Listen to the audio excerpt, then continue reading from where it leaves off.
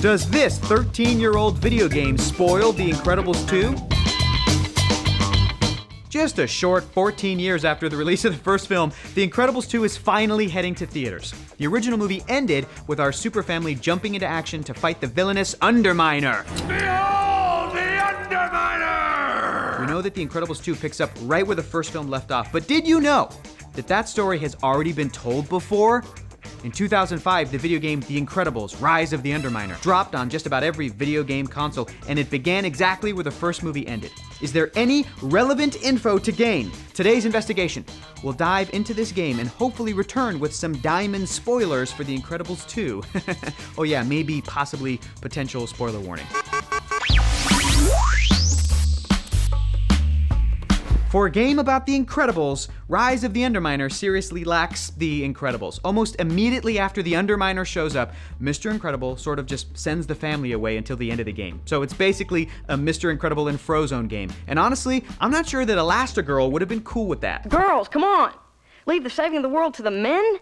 I don't think so. It's a little out of character, and from what we can see in the Incredibles 2 trailers, Elastigirl and the family definitely do not sit on the sidelines for the Underminer fight. The Underminer's drill is rampaging through the city of Metroville while Mr. Incredible and Elastigirl try to stop it. Meanwhile, Dash and Violet are protecting the citizens from harm. But what exactly is the Underminer's goal? In the game, his plan is a little convoluted. Soon this world will be like the underworld, and I will rule the above from beneath the entire planet. Who is this guy? You will all be crushed within my grip. So he basically wants to somehow transform the outside world into underground terrain, but then still rule from underground. Yeah, it's confusing, but it's something. After fighting off the Underminer's robots in the underworld, they discover more specifics for Underminer's plan. What in the world is that? It looks like that thing was created to turn the whole planet upside down. Okay, that actually wasn't much more specific. Got anything else? Welcome to the Magnomizer, the ultimate doomsday machine. It will be the only thing left standing in a few moments. Calculating every magnetic energy force on the Earth, I will now refocus all those forces to reverse the poles and flip the whole planet. It will destroy everything topside. The skies will be filled with dirt, and the sun will become a distant memory. It will turn your world upside down. That's what I'm talking about. A real and very scientific plan that will use magnets to put dirt in the sky. But do these motivations line up with the films? I am always beneath you, but nothing is beneath me.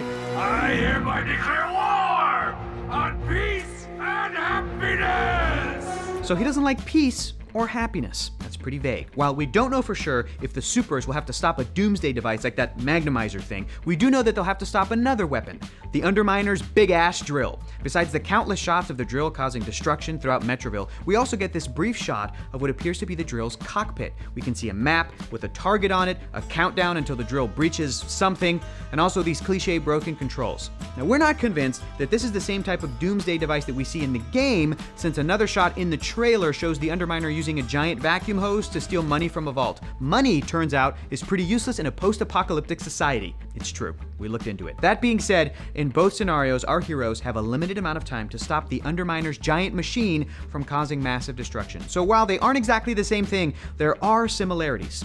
At the end of the video game, the Underminer operates a weaponized robot suit to fight Mr. Incredible and Frozone because, of course, our heroes come out on top, destroying the robot and seemingly killing the Underminer in the process. Family-friendly video game. The rest of the family shows up for about 2 seconds before the credits roll. Is this how we can expect the Underminer to meet his end in Incredibles 2? We think probably not. We're pretty sure the entire family, as well as Frozone, are involved based on these clips of the runaway drill, as well as this brief photograph of the Incredibles being arrested at gunpoint. You'll notice that they're next to the drill, which seems to have been stopped. But how do they stop it? We think the answer is simple.